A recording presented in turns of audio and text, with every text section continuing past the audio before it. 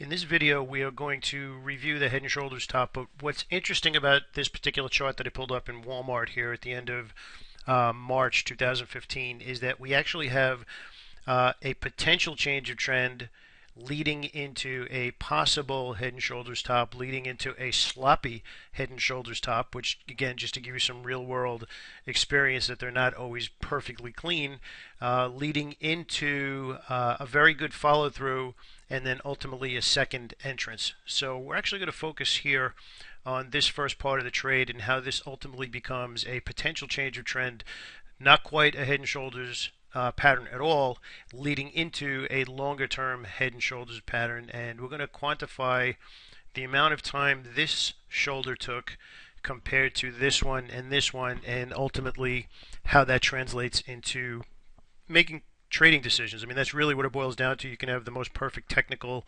setup on the planet, but it really boils down to then you still have to make decisions. Okay, so I want to point out first we're going to draw this trend line here, essentially going old school, drawing the trend lines in there.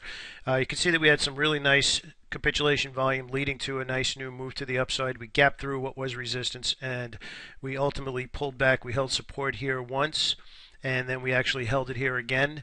If we zoom in and go to a little bit more recent price action from the breakout here, you can clearly see that we had a really nice sharp move to the upside, gap on good volume through resistance. All systems go, things are perfect.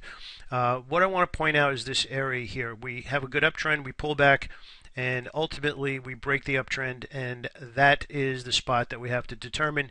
Is this break of the uptrend a potential move to the downside, or is it nothing more than a pause at the end of 2014 heading into a new move to the upside? So to do this properly, you would need to actually create a little window for yourself, and as long as price is within that window, we don't know anything. Especially as far as it potentially being a move to the downside. So we had a breakup trend, a new channel forms, and we're waiting for the market to tip its hand. Now, based on the volume, the volume on the through the resistance, the volume on the capitulation, most likely we're going to break through to the upside.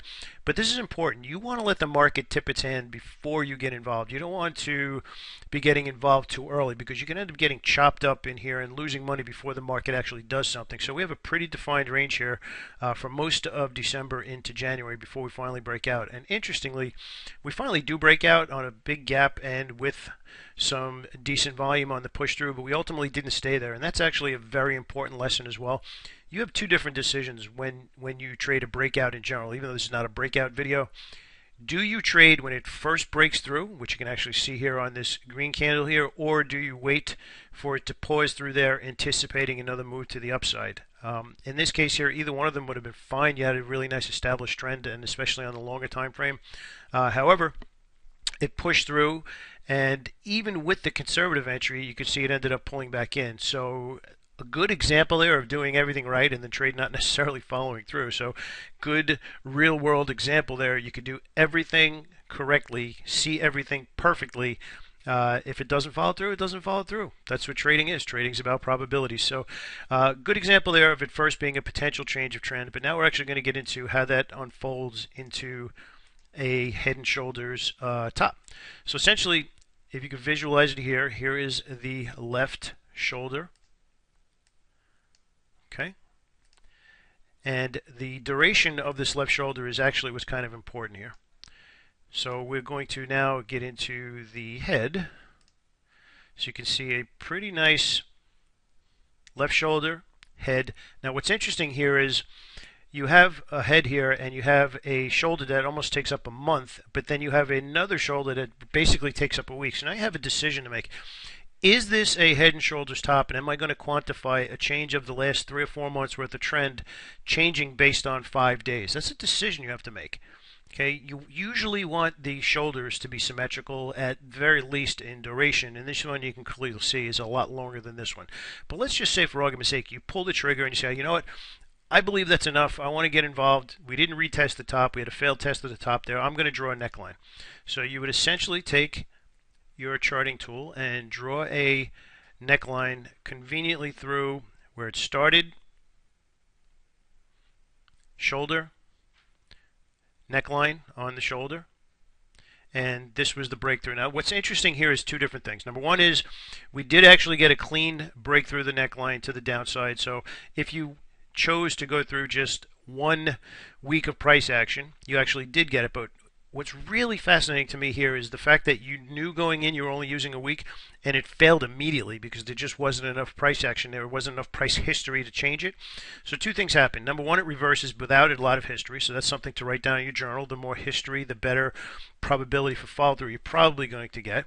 But we also pull back perfectly to the neckline, and this is a textbook trade that we actually mentioned in the article here on the blog. You pull back, you hold that resistance, and you would expect another move to the downside. So really cool setup there. Not as much time as this one. You break through, you pull back because you don't have a lot of history. You pull back, and the more conservative entry would be to actually take that trade on the short sale up to the neckline, which is now holding as resistance. Now, let's suppose you said, you know what, I'm not going to do that. I want to wait to see a little bit more price action. Well, then you would actually be drawing a horizontal line where you're looking for one of those textbook head and shoulder stops. You got a nice one here. Nice pullback to the head. And now this month or so of price action is a little bit more equivalent to what you end up getting over here in time duration. So we kind of be combining these two mini shoulders to mean the same as this. So that would mean you'd be drawing a trend line straight across. Now you could potentially draw it up through here if you wanted to, and maybe we'll even do that so we could look at two different trades here. So that's technically from one shoulder to the next where it pushed through, and we actually get two really nice trades. So similar to this one pulling back and pushing back down, if you went with this little less than horizontal neckline, you actually get a push through. Again, one candle failure, but you can see here you get a lot of indecision by all these little mini candles, and you hold resistance again perfectly. So one time it holds resistance perfectly, two times it holds resistance perfectly. We end up breaking down, and if you go with a little bit longer time frame of a perfect horizontal trend line, you actually end up pushing through, failing, but then holding this resistance.